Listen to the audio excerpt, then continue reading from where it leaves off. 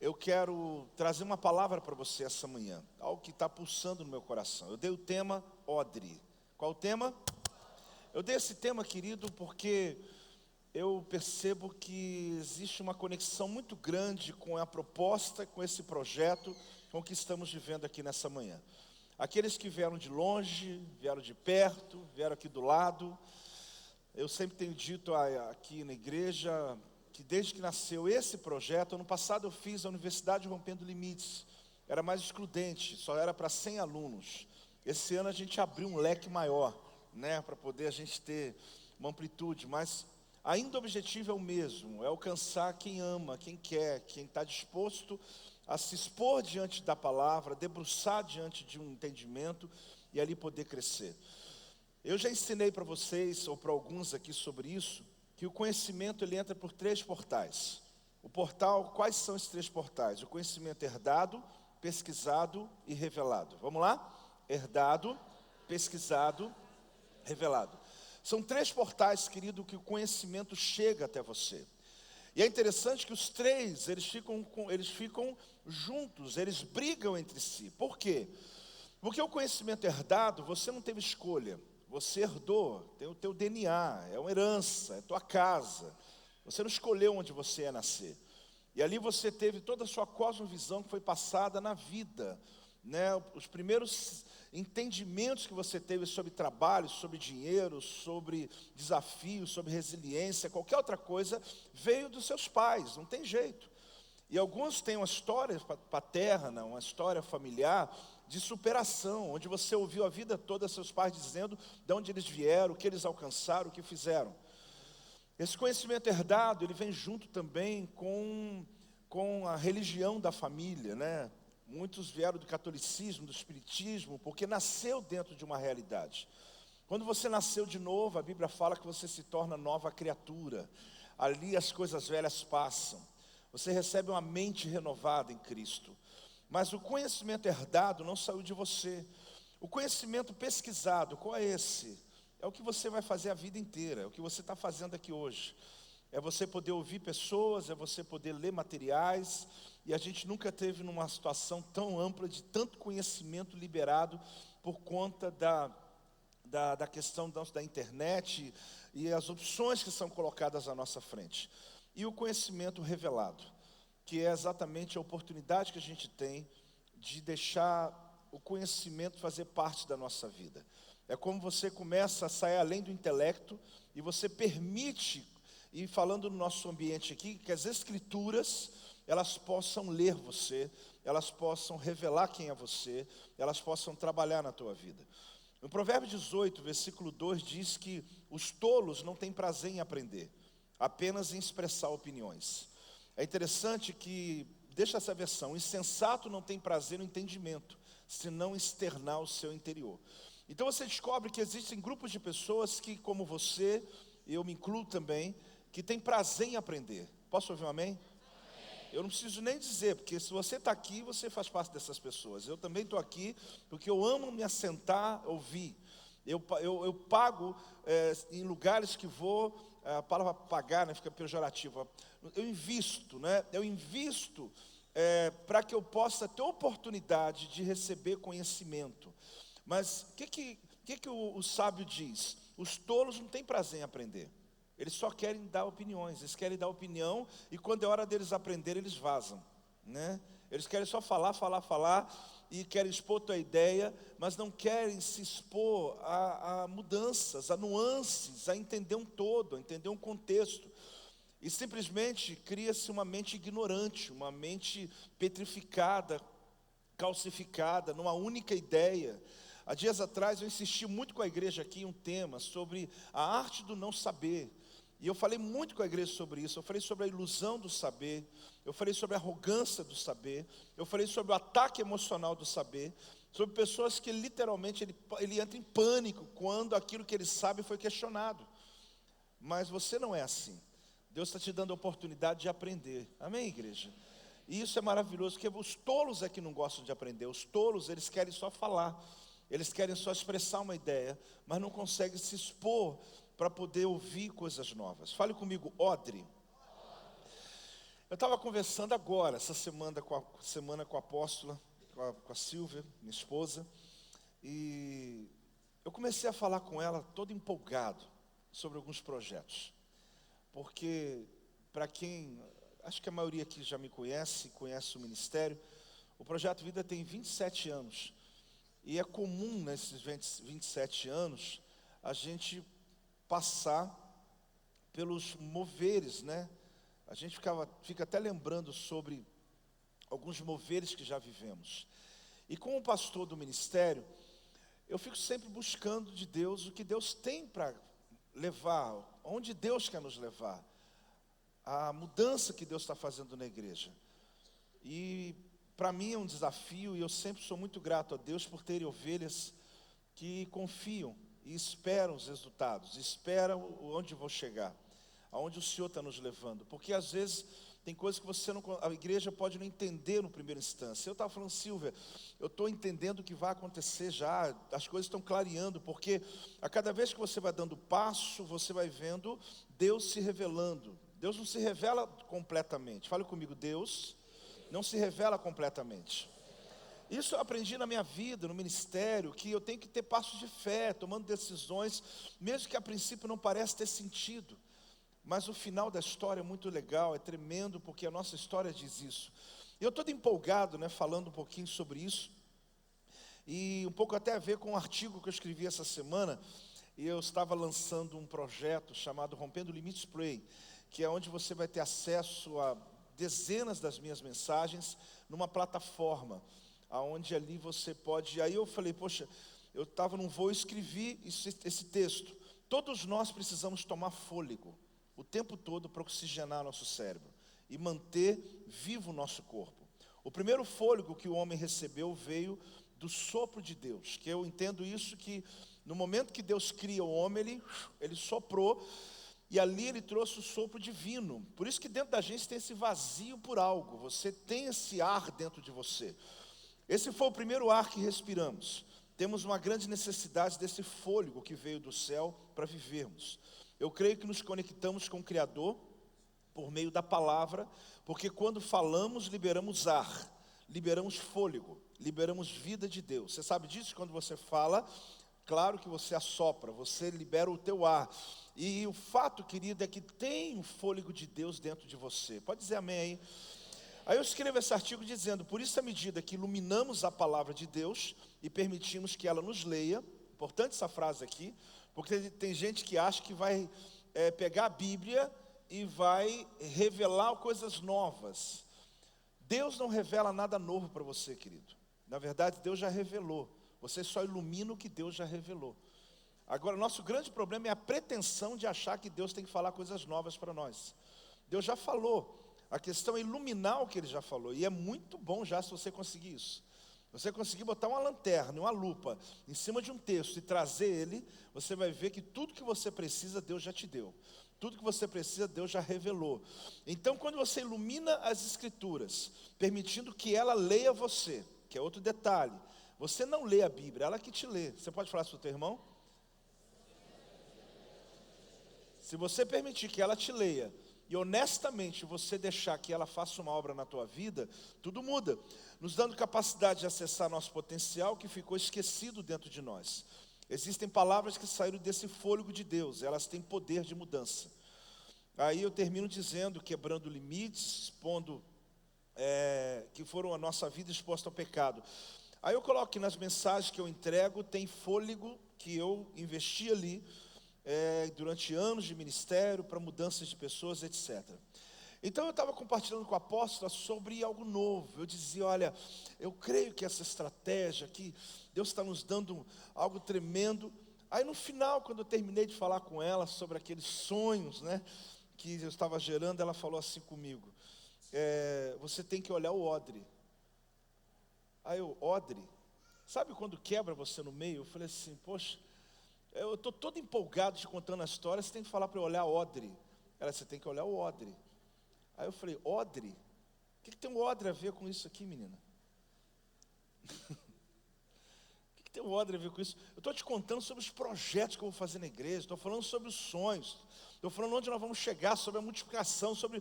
Aí ela, não, você tem que olhar o odre. Aí eu falei, então tá bom, repete, continua aí. Não adianta você ter esse vinho novo que você está colocando aí, se a nossa equipe não se renovar. Não adianta, se a igreja não se renovar. Então guarda o teu coraçãozinho aí, menino, né? Porque ela já chegou, já... Aí você fala assim, ela jogou um balde de água fria, né? Eu chamaria de choque de realidade.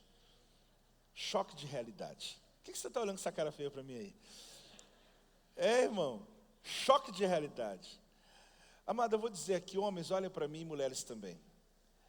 Coisa linda é quando a esposa, ela é original com o marido.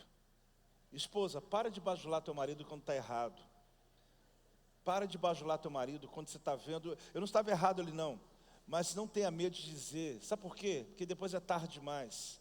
Uma das coisas lindas do meu ministério, que eu acabo de pregar e sai daqui igual um balão inchado, né? Oh, glória a Deus. Aí a mulher fala assim, você errou aí. Eu falo, poxa vida. Eu digo isso porque é um privilégio que pouca gente tem, e eu tenho. De ter uma treinadora do meu lado, que não tem medo de dizer o que precisa ser dito. Eu digo que muitos casamentos são coniventes no erro. E fica ali, emburrado, fazendo erro. E eu faço mesmo com ela. Quando eu vejo alguma coisa, eu vou e falo, olha, você podia ter feito isso. Amado, em nome de Jesus, essa vida passa rápido demais. Casais, se protejam. Se protejam. Defender não é ser conivente no erro. Defender é você dizer as verdades. Abri um parênteses, volta aqui agora. Ela disse, você tem que olhar o odre. E eu fiquei pensando nisso, irmãos.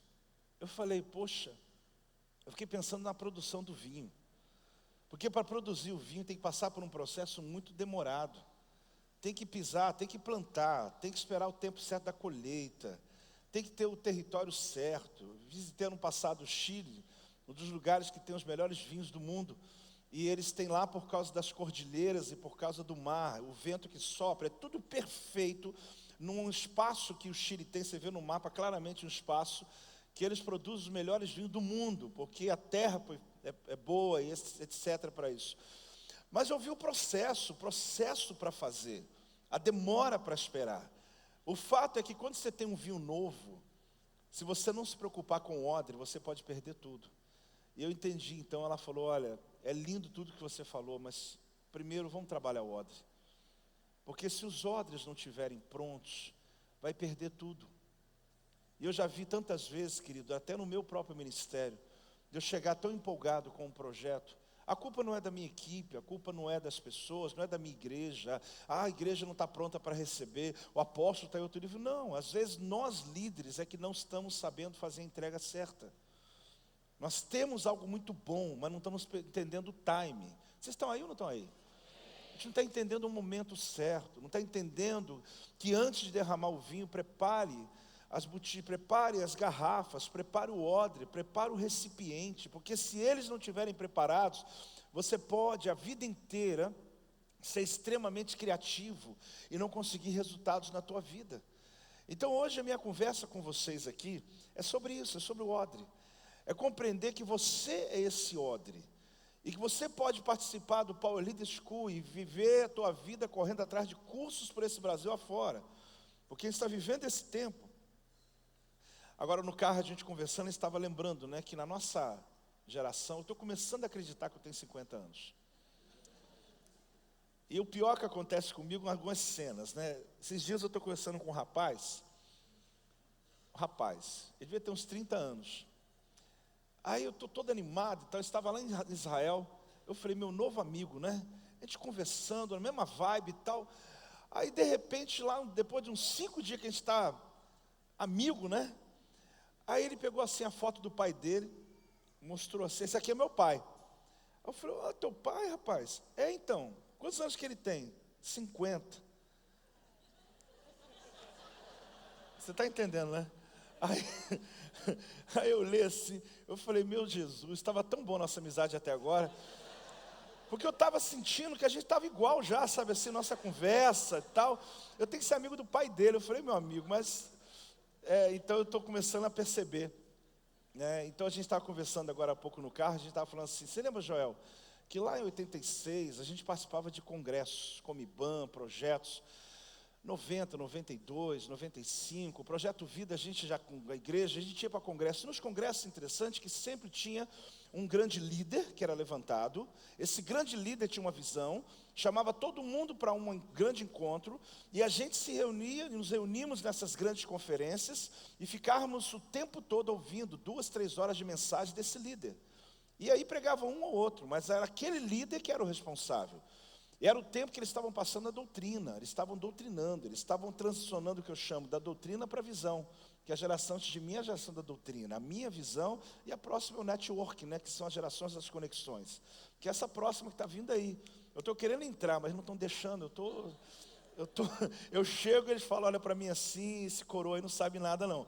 Mas eu vou conseguir, eu vou chegar lá, eu estou me preparando. Então é uma nova geração. E o detalhe é que ela falava, você lembra? Então eram aqueles congressos que a gente sentava, uau, uau, e era um indivíduo só. Hoje já não é mais assim, hoje é muito dinâmico, é diferente, são várias ideias, várias pessoas, muita informação, as coisas estão diferentes. Então é interessante as oportunidades que você tem. Mas ao mesmo tempo, como tudo tem um prós e contra, o que acontece? A gente tem um risco de viver o tempo de Elias. Qual foi o tempo de Elias? Que Elias chegou e viu uma bagunça. Ele falou, gente, até quando vocês vão ficar embriagados entre dois pensamentos? Até quando vocês vão ficar sem saber quem é o Deus de Israel? Porque embriaguez, querido, são pensamentos misturados. Quando eu não sei para onde eu vou, eu tenho um monte de ideia, não tenho nenhum. Aí você vê um monte de gente que não tem uma identidade própria, que ele não consegue romper na vida, porque ele fala de tudo que todo mundo fala, mas ele não fala dele, ele não tem nada dele. Você é esse odre, querido. Você está recebendo alguma coisa ou não? Você é esse odre que precisa hoje dizer, Deus, eu preciso estar pronto, porque não adianta vinho novo com odres velhos. Tem que ter vinho novo, e os odres têm que estar renovados. E odre velho, defendendo a minha causa aqui, não tem a ver com idade, tá, querido? Tá? Porque tem muita gente nova travada, e tem muita gente que já tem assim uma maturidade, e que tem uma vida completamente pronta para coisas novas. Você é assim. Deus quer trazer em você, querido, sempre a oportunidade de receber coisas novas. Mas não adianta você se expor a um monte de informações que você não está decidido realmente a caminhar em uma perspectiva aonde você vai poder visualizar o teu futuro e encontrar o teu propósito de vida. Então ali eu digo a você que ela não lançou, minha esposa, ela não me jogou um balde de água fria. Ela só me atualizou. Ela só disse o seguinte, olha, foi um choque de realidade. Ela disse, olhe para o teu público, olhe para a equipe, olhe para eles. Aí eu voltei para a minha velha prática, treinamento. Eu falei, eu tenho que treinar eles. Eu preciso organizá-los primeiro. Eu preciso colocar as coisas em ordem, para voltar a derramar o que Deus está colocando na minha vida. E eu desafio você do mesmo jeito, querido. No teu nível, na tua busca, no teu chamado, na autoridade, no ambiente que você está, acredite, Deus tem vinho novo dentro de você para derramar sobre pessoas. Mas cuidado para você não respeitar o tempo, para você não respeitar as pessoas, e depois se frustrar na vida dizendo, ninguém me acompanha, ninguém me segue, e você precisa realmente trabalhar primeiro o odre, ou trabalhar junto o vinho e o odre, para que o tempo certo as coisas se organizem. Eu li um artigo sobre criatividade, eu achei muito interessante, diz assim, criatividade é a imaginação aplicada para resolver problemas. É interessante quando você olha essa perspectiva, do ponto de vista natural. Criatividade é a imaginação aplicada para resolver problemas. Inovação é a criatividade empacotada para oferecer ao mercado. Ou seja, eu tenho a criatividade para resolver, eu tenho uma ideia, eu tenho um vinho novo. Mas inovar é a criatividade empacotada para oferecer ao mercado. Eu tenho que pegar aquilo e colocar dentro de algo. Aí já que estou falando de um âmbito secular, eu termino aqui esse artigo. Ou seja, inovação é a imaginação aplicada para resolver problemas, que foi empacotada para resolver problema de um grupo de pessoas. A criatividade vira inovação quando você adiciona uma marca na embalagem. Alguém pode ter uma ideia lá atrás e nunca chegar a ninguém, mas alguém pode ter uma grande ideia e aquela ideia ser patenteada. Nos Estados Unidos é muito interessante porque você vai chegar num mercado, e especificamente alguns mercados, você vai ver tanta coisa que foi criada para trazer conforto às pessoas, que você fica pensando, meu Deus, eu nunca vi isso na minha vida. Porque eles estimulam a criatividade, pagam bem nas patentes, e o indivíduo ele é recompensado pela inovação. Então é algo interessante, porque quando alguém tem uma ideia, e aquilo ali, ele é empacotado, ele é passado para frente, ele tem grandes resultados. Então diz o seguinte, que a criatividade vira inovação quando você adiciona uma estratégia de marketing, um plano de vendas. E por último ele fala que a criatividade vira inovação quando você adiciona um modelo de negócio e uma base de clientes. Na verdade, agora que é o último. E a criatividade vira inovação quando você transforma uma solução criativa em um empreendimento criativo. Ou seja, a criatividade, ela pode ser alguma coisa abstrata. Mas quando você passa por esses processos, você coloca ela dentro de um recipiente, você coloca um nome nela, você faz um projeto de marketing e você faz um plano de venda, você transforma aquilo que era apenas algo abstrato em algo concreto.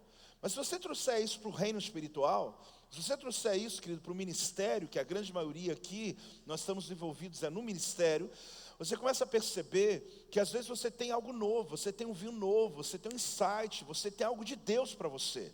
Mas talvez você passou no tempo errado. Eu tenho ideias guardadas que eu sou tentado a passar antes do tempo. Eu vim agora falando com a apóstola sobre uma visão do tabernáculo esse ano na igreja, e eu falei, a vontade era pregar hoje essa ideia, a vontade era trazer hoje, mas pode ser que hoje ela não vai fazer o mesmo efeito do que vai acontecer em setembro aqui na igreja. Então Deus está te dando algo, mas você tem que entender o tempo, você tem que entender quando isso vai fluir, quando isso vai ser derramado. Tem alguém recebendo? Diga amém. A primeira coisa que eu falo hoje é ampliando o nosso odre. Vamos juntos? De novo? Ampliando. Eu nem li o texto, mas todos nós sabemos a metáfora. Não se põe vinho novo em odres velhos. Seria como colocar um motor novo, potente. Pega aí uma Brasília velha, com pneu velho, com freio antiquado. Pega o motor de um Camaro e põe nela. Pega a Dutra e acelera. Irmão, quando tu frear, se nem bater não, quando tu frear, ela sozinha se desmonta.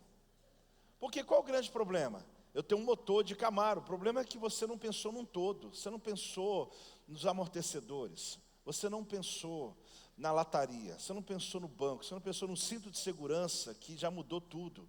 Você não pensou no freio, que é extremamente importante. O carro não pode correr muito só, ele tem que ter bons freios. Você não pensou nos pneus, que já mudaram desde a época da Brasília, mudou bastante.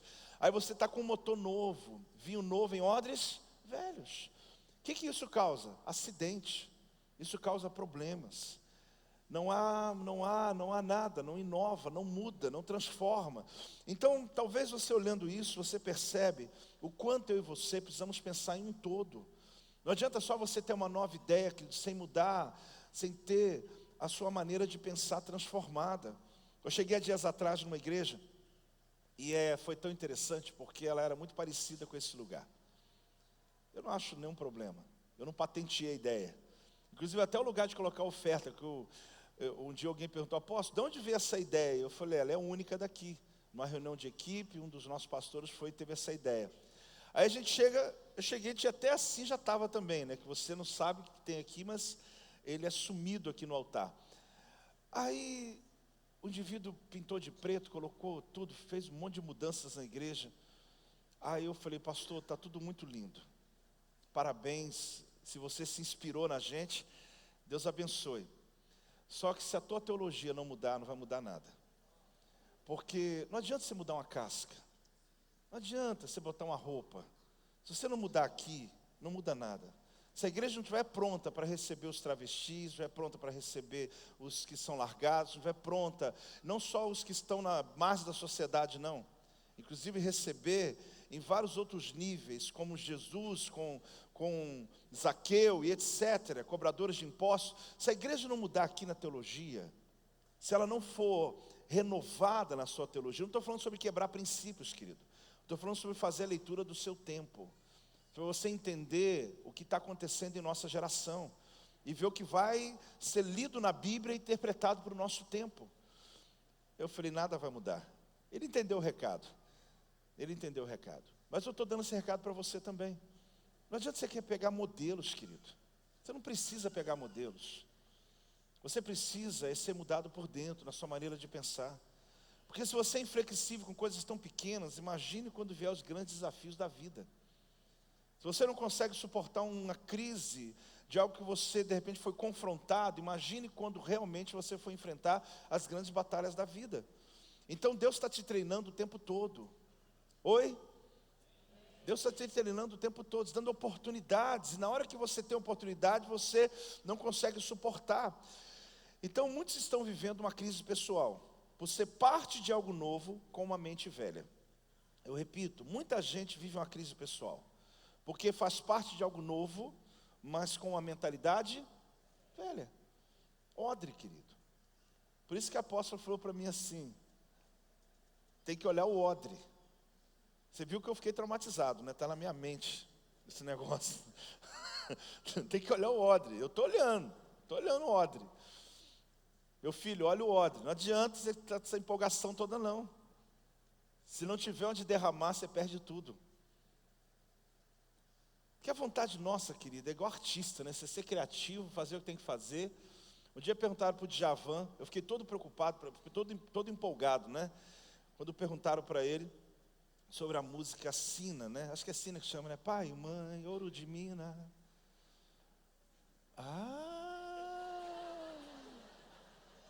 Desejo Sina. Você viu essa música? Tudo mais, pura rotina jaz. Nananã. Aí eu falei, gente, eu já li, Adriana, várias vezes, nunca entendi.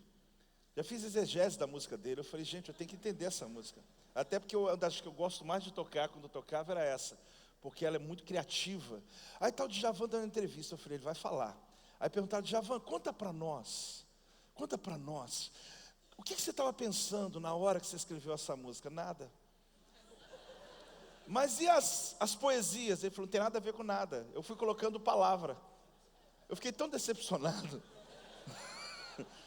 Porque eu esperava assim, que alguma coisa ia acontecer, né? Ele ia falar assim, não, eu estava passeando, estava em um lugar e veio. Ah, irmãos, eu fiquei decepcionado com aquilo. Por quê? Porque às vezes não compreende algumas coisas. Por quê? Como artista, você dá vontade de sair criando coisas e entregando. Canta, ele cantou isso a vida inteira, está todo mundo gostando. Mas só que como líder, você tem que se preocupar quem está recebendo. Não adianta. Porque o artista, ele flui e acabou. Ele faz um quadro, se alguém está entendendo o quadro, o problema é de quem não está entendendo. Agora o líder não, você tem que entregar para alguém. Você está entendendo o que eu estou falando? Então aí que vem minha mulher, aqui você tem que olhar o odre. Fala para o teu irmão, você tem que olhar o odre, irmão. A recepção é importante também. Aí é a hora que você fica em crise. Porque senão, se a gente fizer, imagina eu pregando igual o Djavan cantando. Eu ia chegar aqui e começar a falar. E pior que tem, eu já vi pastor fazendo isso, irmão. Pastor Djavan.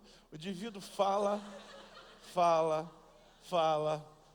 No final você fala assim, gente, eu acho que foi bom, mas a minha inteligência não chegou no nível dele. Não é o sentimento que você tem? Você fala assim, ele não é ruim, é eu que não estou no nível dele, né? A maneira boa de você olhar o pregador, você fala, ele está numa outra dimensão que eu não cheguei ainda. Mas não, querido, o líder tem que ser claro. Você sabe que um dos grandes problemas da liderança, é muito interessante que eu vou te falar. Pessoas não deixam de andar com o líder, querido, por causa de um erro que ele comete. As pessoas deixam de andar com o líder por causa da falta de clareza. O problema de um líder é falta de clareza. Por isso que eu não tenho problema com honestidade com minhas ovelhas, mesmo que alguém não goste do que eu estou falando. Mas eu vou falar. Por quê? Porque no final ela vai me amar de qualquer jeito. Agora o problema não é você pecar, você errar. Não, então pode pecar, fazer o que quiser. Não, eu não estou dizendo que você pode pecar. Não estou dizendo que você possa errar. Não estou dizendo que você pode fazer o que quiser.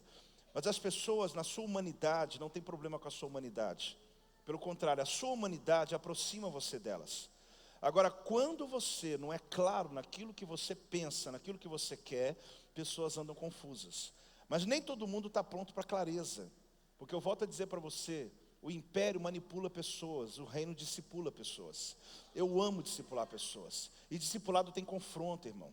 Discipulado tem confronto, tem mudança. Mas tem gente que até hoje anda comigo e quer ser manipulado. Ele quer simplesmente andar de aparência, mas não tem jeito. A gente tem que ser discipulado, confrontado e crescer em Deus. Você está pronto aí, irmão? Vamos lá, aperta o cinto aí. Eu estou te preparando porque daqui a pouco vem algo forte aí, irmão. Porque senão depois fica ruim, né? Você chega e depois leva um, né? Sabe quando leva um susto assim? Você já está ficando pronto aí. Ou pelo menos imagino, né? Que Deus vai fazer. Fale comigo assim: sonho, visão e toque. De novo. Esse assunto aqui eu podia dizer para você que é uma das mensagens que mais tem pulsado em meu coração. Talvez de hoje, das viagens que eu saio para pregar, a mensagem que eu mais tenho pregado se chama Travessia. Porque foi uma mensagem de 2019 que tem impulsionado o meu ministério, e eu tenho entendido que é uma mensagem para as igrejas que eu tenho ido. E a mensagem de Travessia é baseada no Jacó. O Jacó que sai de Betel para Manaim, de Manaim ele vai para o Vale de Jaboque. E é interessante, seja bem-vindo, querido. Obrigado por vir. Estou felizaço em receber você aqui. Vamos dar uma salva de palmas, Anderson Silva. Felizaço.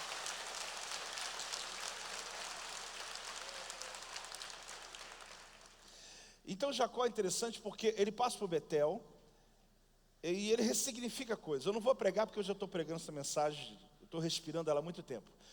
Mas ele passa por Betel e Jacó tem algo forte nele, ressignificar lugares. Ele muda o lugar de Luz para Betel.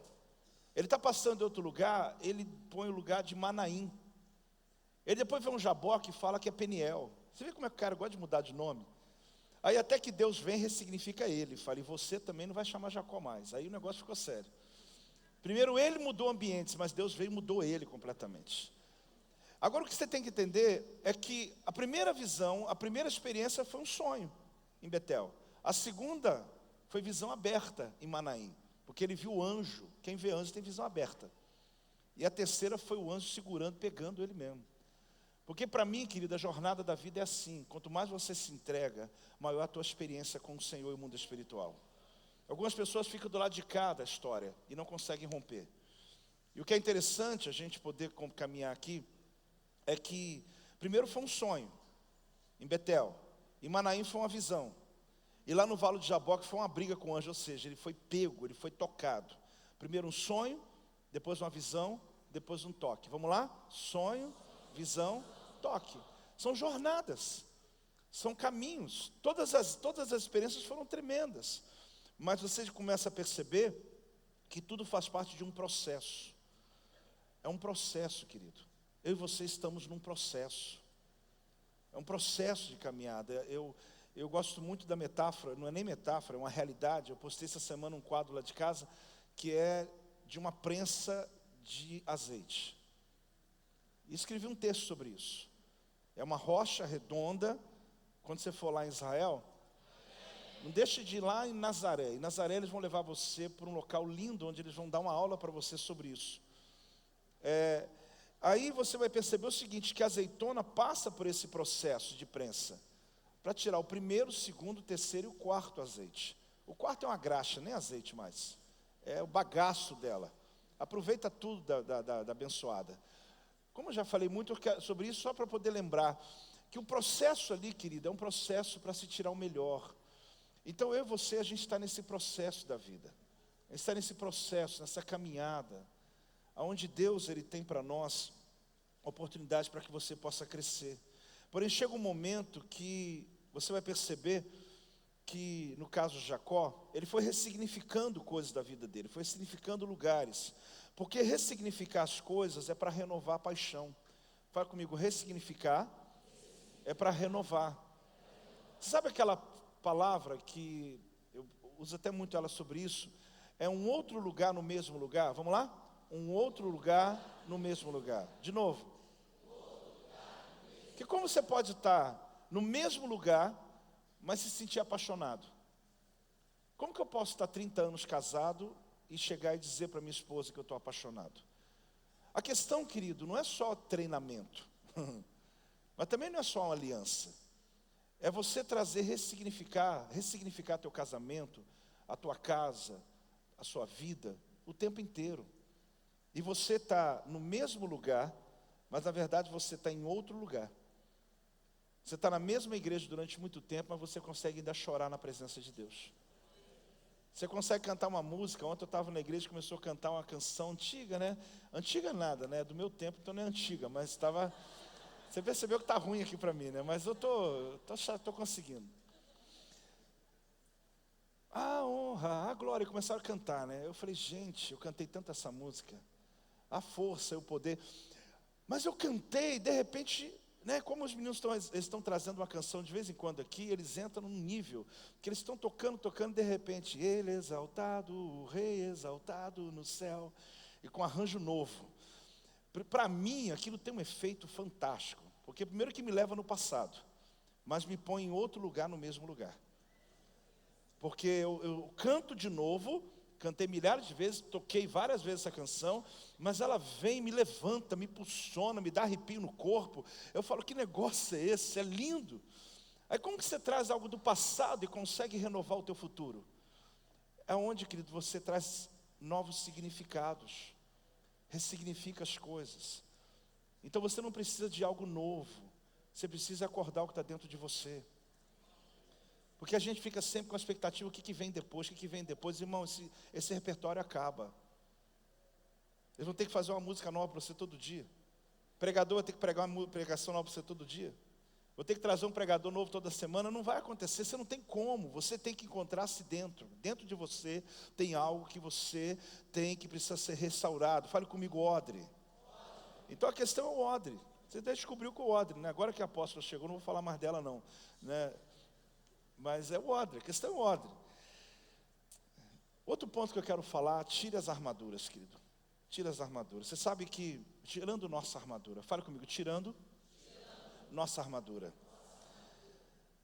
Tem um livro, na verdade, que conta uma história, não uma história, mas uma fábula, chamado Cavaleiro Preso na Armadura.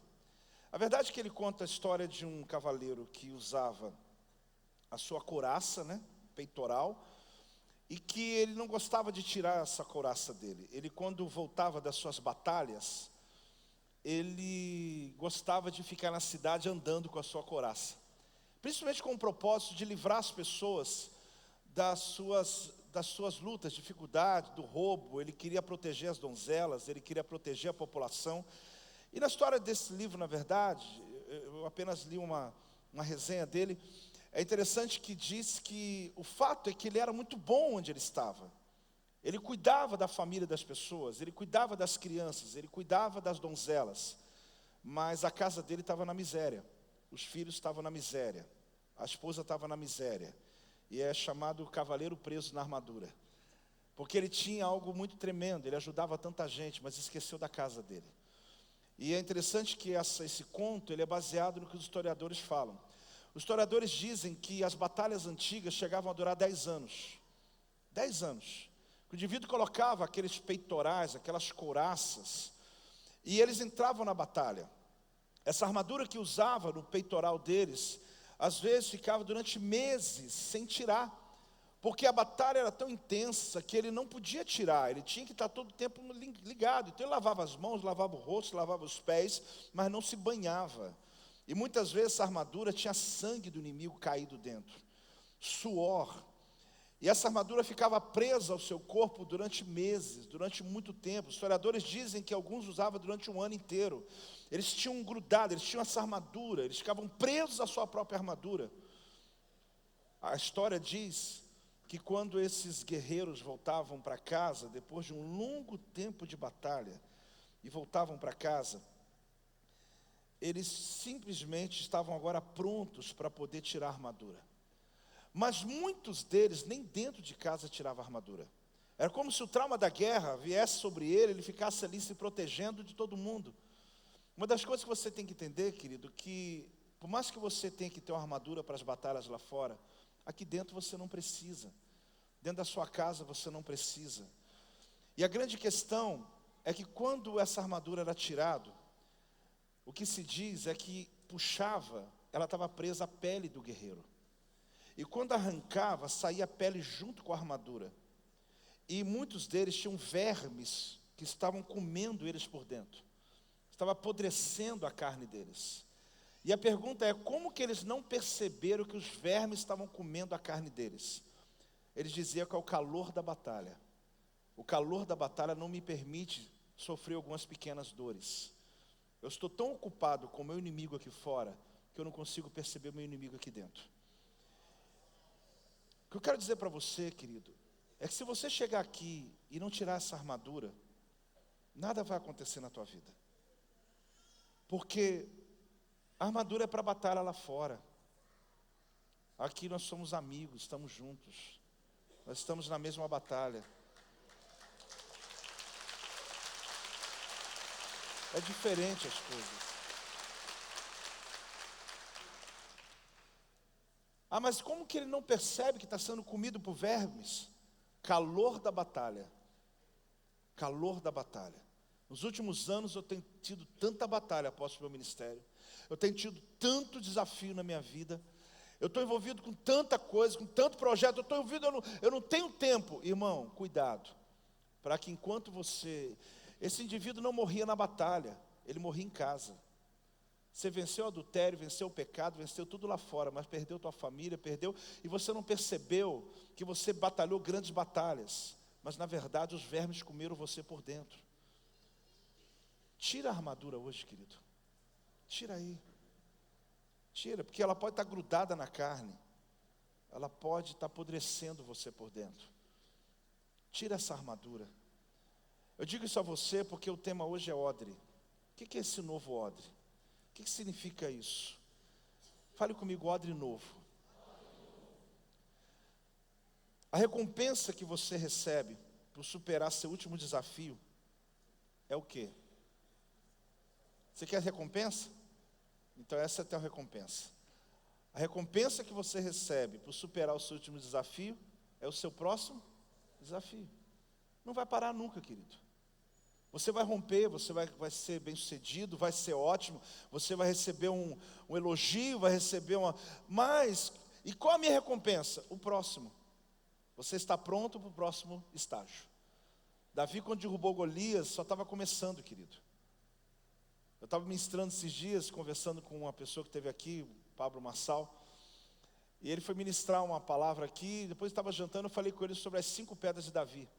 Eu estava dizendo para ele sobre os 5 gigantes que vêm entre os filisteus. Em 2 Samuel 21 você vai encontrar os outros 4 que Davi não matou no vale de Elá e que depois foram mortos no futuro. E eu estava dizendo para ele que a gente tem uma noção de que Davi derrubou Golias, acabou, não, ali só estava começando. Ele derrubou o primeiro, tinha mais 4 gigantes, porque a Federação Filisteia são 5 cidades, são 5 líderes, são 5 gigantes, porém um só Deus chamado Dagon. O fato é que Davi só estava começando. Então o fato que você, querido, superar seu desafio de hoje, você ganha um grande prêmio, você ganha uma grande recompensa, o próximo desafio. Só que esse próximo desafio, você tem que entender que se você não se renovar, se você só passar para outra fase, mas não mudar coisas na tua mente, você nunca vai estar pronto para os próximos desafios. O assunto aqui é odre, é isso mesmo. É onde você aprende, é onde você vai fluir, onde o teu ministério vai fluir. Um estudo recente sobre alta performance fala sobre o flow, né? Sobre você fluir. E é interessante que quando se fala sobre esse tema, no ponto de vista geral, se eu posso chamar secular, o flow o fluir, é uma fusão entre nossas habilidades e desafios. É onde você olha a tua habilidade e os desafios que você tem e você flui. A ideia aqui é você trabalhar e agir sempre em alta performance. É você ter a sua vida fluindo e o fluxo acontece entre os desafios que você tem, a estação dos desafios, o entusiasmo dos desafios e o controle deles. Então, quem faz um estudo sobre esse tema, e ele chega a algumas conclusões. Mas uma coisa é clara, querido, quando se refere a ministério.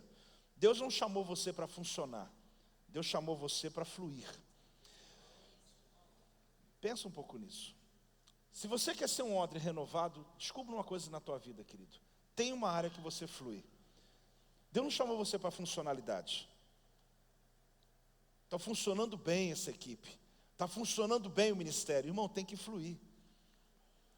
Por mais que você tenha técnicas, tenha estratégias, uma série de coisas que a gente para aprender, tem que fluir. As coisas precisam fluir na tua vida. Elas vão partir de uma experiência que você tem.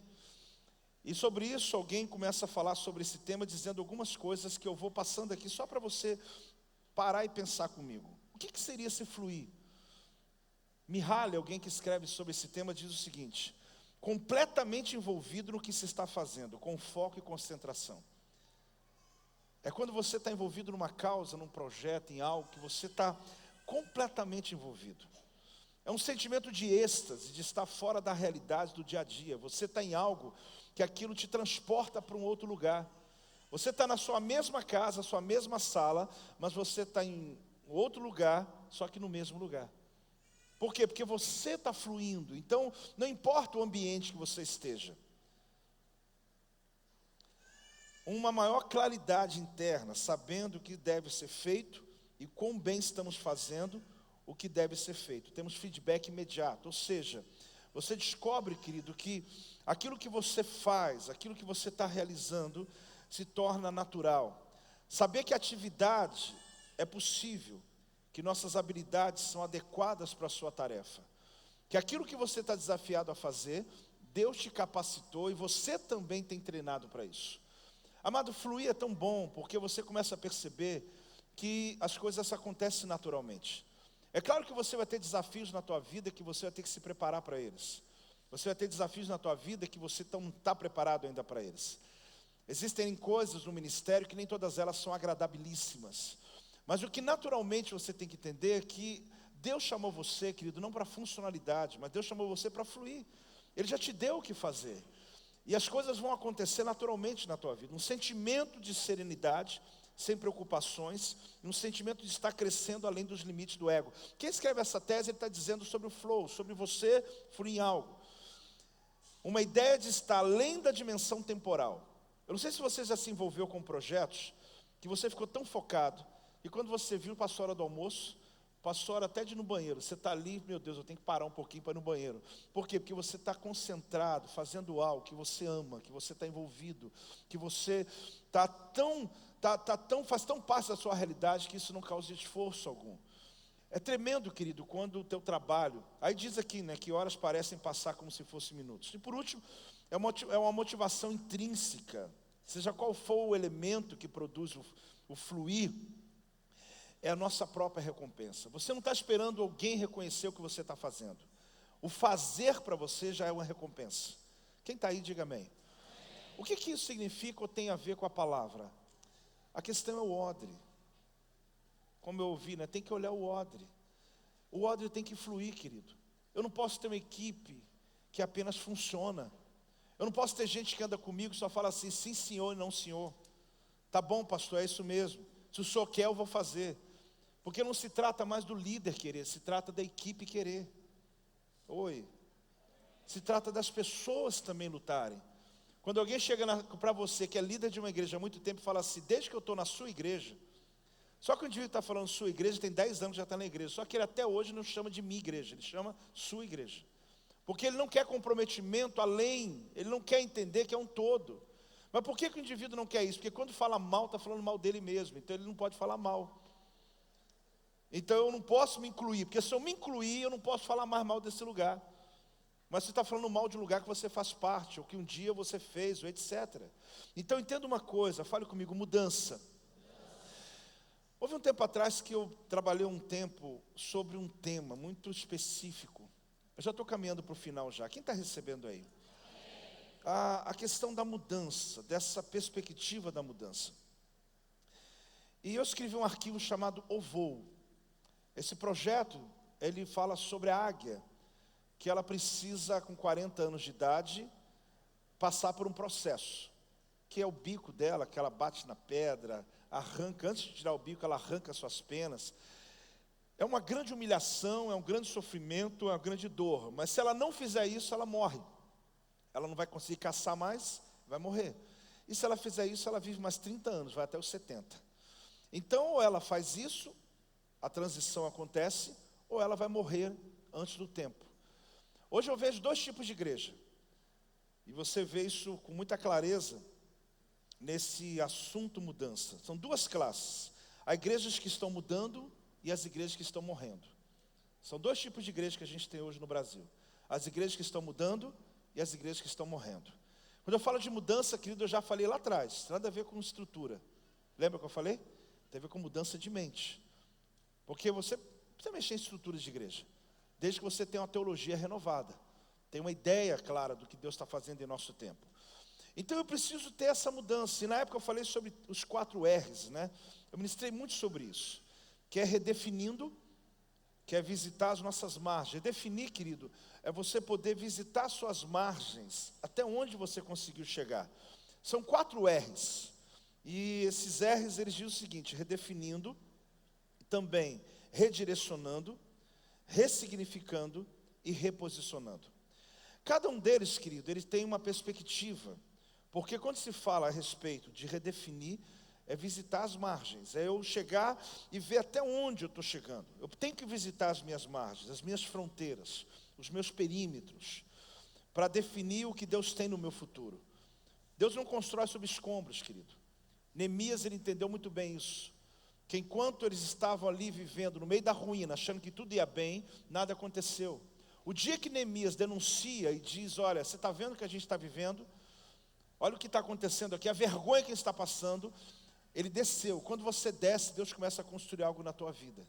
Agora, enquanto você tem a empáfia de achar que você não precisa de mudança, Deus não constrói. Deus não constrói sobre escombros. A gente tem que saber onde você estamos, aonde você caminha. E ali você descobre o seguinte, que é o ponto de vista do redirecionar, que é rever as nossas estratégias. Eu faço isso o tempo todo. Eu tenho que rever, eu tenho que dar um passo atrás. Fale comigo assim: recuar nem sempre é perder. Por quê, querido? Porque recuar significa rever estratégias. Ressignificar é o tema, que é entendendo o nosso tempo. É ressignificar aquilo que inclusive foi negativo na tua vida. E claro, por último, é reposicionando, que é ocupando o lugar certo na história. Quando você se reposiciona, é você ocupar o teu lugar na história. Eu sei qual é o meu lugar nessa história do reino de Deus aqui. Mas eu preciso me reposicionar. Eu preciso entender que eu estou vivo e que eu estou fazendo parte de um grande projeto que Deus tem. Eu termino hoje, querido, falando você sobre a parábola geométrica. É apenas uma curiosidade que eu tenho. Eu acho que tem coisas que elas por si só já se definem. Eu quero terminar dando essa metáfora para você sobre a parábola geométrica. Eu não tenho aqui um quadro para escrever. Eu não sei se minha equipe deu muito em cima da hora, se eles conseguiram a foto do Arco da Lapa, que eu acho que é o melhor visual que a gente tem para isso. Mas se não tiver aqui, legal, olha aí. O pessoal aqui é fera, irmão. Eu passei para eles 5 minutos antes de eu entrar aqui, tudinho. O pessoal é treinado. Aí o seguinte, o que é essa metáfora? O que é esse entendimento que eu trago aqui nessa figura? É você entender que quando se refere a odre, essa parábola geométrica, que é o desenho do Arco da Lapa, ele dá para a gente uma perspectiva muito interessante do ponto de vista ministerial. Todos nós, querido, todos nós, sem exceção, passamos por um nível de pico no ministério. Em outras áreas da vida também, que você sobe. Só que todos nós temos a cadência, que é também natural. Que às vezes se perde entusiasmo, se perde alegria, uma série de acontecimentos da vida rouba de você uma série de perspectivas. E você sobe. Qual que é o grande segredo, querido, para que esse odre seja renovado? Qual que é o grande segredo para que você não se perca no seu tempo, e você diga, fica igual aqueles irmãozinhos dizendo: na década tal, eu pregava na praça pública, teve uma época que eu tinha 100 células, teve uma época, irmão, para de ficar vivendo de passado, querido, porque não há problema você ter vivido o auge. Mas eu tenho que manter a posição. Eu tive uma crise em 2004, 2005, 2006, enfim, numa época pós 2004, minha crise pessoal, eu fui organizá-la na minha mente quase 10 anos depois.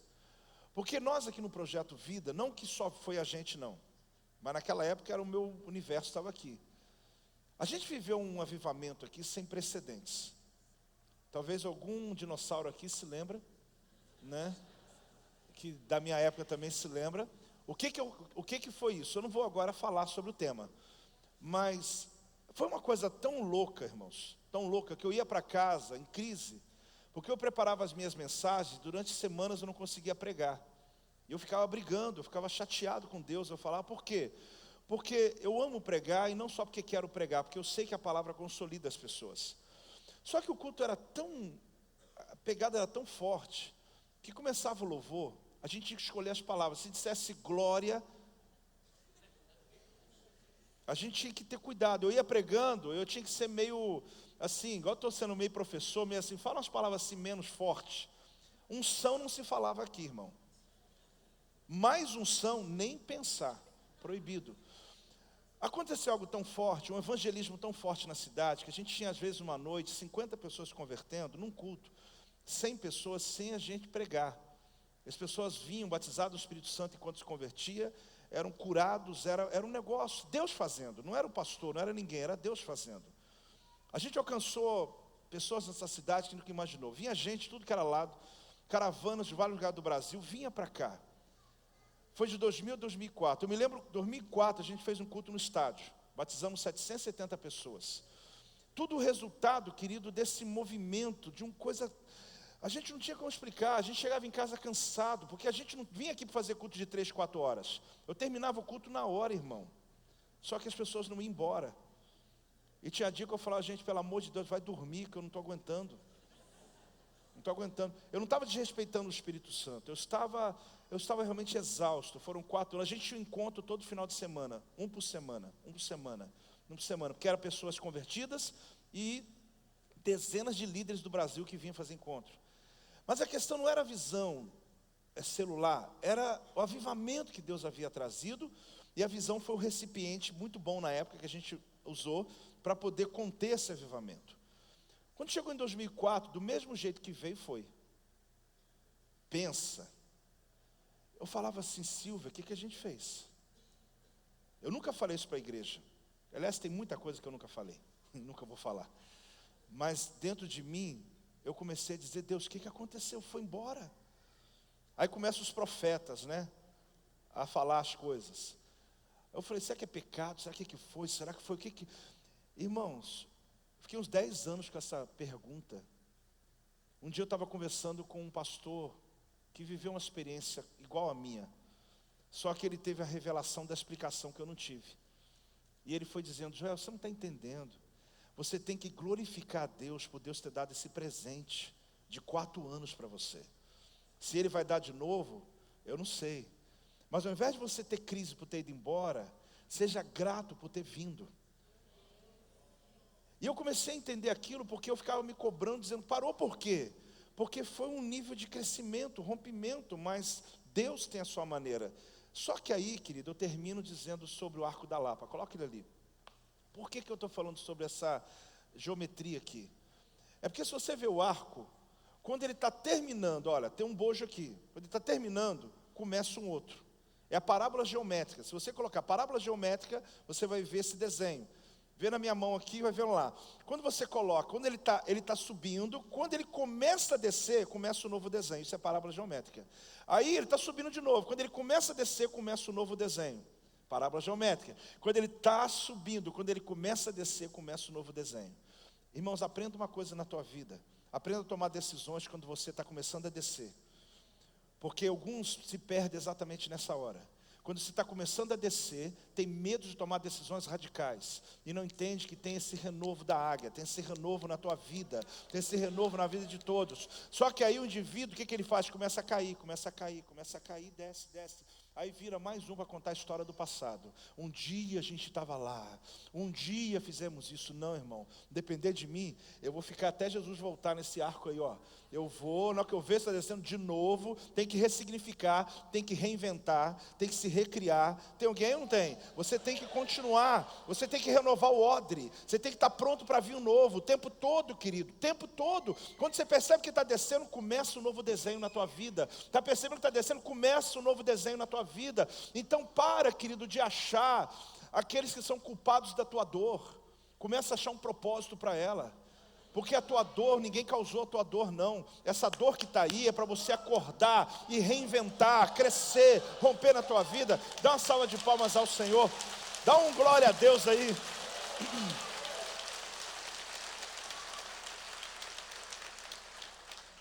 Fica de pé aí, querido, em nome de Jesus.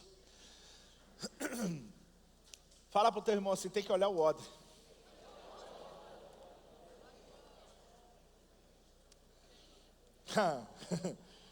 Quando eu ouvi essa frase, na hora eu não gostei não, mas depois você viu que eu já entendi ela, né? Tem que olhar o odre. Tem que olhar o odre. Quem que é o odre aí? Quem que é o odre? Somos nós. Tem que olhar, querido, tem que olhar o odre. Quem recebe essa palavra? Tomara que você não só guarde no seu intelecto, mas que você receba no espírito. Essa última metáfora, querido, não que ela seja mais importante. Tudo que falei é importante. Mas pense sobre isso. Que você pode estar começando a tua queda, descer. E tem coisas que não tem a ver com você. Eu achava que o avivamento de 2000, 2004, era eu que segurava ele. Mas não é. Porque do jeito que veio, a gente não merecia nada, Deus mandou. E a gente de repente foi, eu falei, será que a gente não merece mais? Não, nem merecia quando veio, nem merecia quando foi. É Deus, tem coisas que Deus vai lhe dar, querido, que não tem mérito natural. É graça dele na tua vida. Só que você tem que realmente sustentar isso que Deus está lhe dando. E perceber que quando a jornada termina, que Deus não abandonou você não. Ele fala, Elias, vai para Querite, agora vai para Sarepta, agora vai para Samaria, vai para não sei onde. Irmão, são fases da tua vida. Agora não aproveita isso aí para dizer assim, não, eu vou então sair da igreja para outra igreja, vou para outra igreja, para outra igreja. Pelo amor de Deus, irmão. Até o pardal encontrou casa. Pensa que pardal... Não. Quando o salmista fala até o pardal encontrou casa, irmão, tem um monte de metáfora ali, mas principalmente porque pardal é um indivíduozinho que ele não encontra casa em lugar nenhum. Eles vieram lá de Portugal, vieram não sei de onde, do mundo árabe, eles vieram, está no Brasil, todo lugar do mundo tem esse negócio. Mas sabe por quê? Ele é uma bênção, ele não se fixa em lugar nenhum. Aí o salmista falou, mas quando ele chegou no templo e fez um ninho lá, até o pardal encontrou casa. Então, irmão, para de pular de ninho em ninho. Fala, teu irmão, assim, até o pardal encontrou casa. Isso não é possível. A natureza dele é ficar mudando de lugar em lugar, você entendeu? Mas o salmista falou, mas até o pardal se achou. Então acabou, irmão, para com esse negócio. Então, perdão, quando eu falo de mudança, muita gente quer trazer mensagem para si. Chegou a hora de largar minha mulher mesmo. Deus usou o apóstolo hoje forte. Não me põe nos seus rolos não, meu irmão. Está na hora de eu largar o ministério. Realmente Deus falou comigo hoje. Irmão, eu tenho aliança com a igreja que eu nasci. E quando eu vim montar o projeto Vida, eu não perdi aliança com eles. Eu nunca quebrei uma aliança ministerial na minha vida sem debaixo de bênção, sem uma palavra, clareza. Aliás, eu nunca quebrei. Aprenda uma coisa, querido. A sua história não é definida pelo que você está pensando no teu futuro. Quem não tem um passado resolvido não consegue ter um futuro, querido, que consiga romper. Então pensa, renova esse odre aí, querido. Renova esse odre. Fecha os teus olhos. Pai, em nome de Jesus, visita-nos nessa manhã. Estamos aqui prontos para receber a tua voz, a tua palavra, o teu mover sobre nós, ó Deus. Obrigado por cada aluno, cada pessoa que veio, uns de tão longe, para estar aqui nessa escola essa manhã. Que o Senhor possa tocar-nos nessa, na verdade, conferência, onde viemos aqui para renovar nosso odre, renovar nossa mente, renovar nossa vida. Olha, Senhor, para nós. Aqui tem pastores, líderes de célula, ministérios, pessoas que estão buscando, meu Pai, dar um passo de fé na tua vida. Leva-os a um outro nível, Senhor. Leva-os, ó Deus, uma experiência. Mas que possamos, ó Deus, entender o nosso tempo, entender as oportunidades, entender esse momento. Mas que acima de tudo queremos tirar nossas couraças, ó Deus. Algumas que estão comidas de verme, que estão comendo alguns por dentro, porque estão no calor da batalha e não conseguem cuidar de si mesmo. Mas que hoje o teu Santo Espírito possa começar em nós, fluir dentro de nós, fluir dentro da nossa vida, mover sobre a nossa vida em nome de Jesus. Eu declaro a tua bênção sobre o teu povo, que a tua palavra rompa neste lugar. Em nome de Jesus, quem recebe diga amém.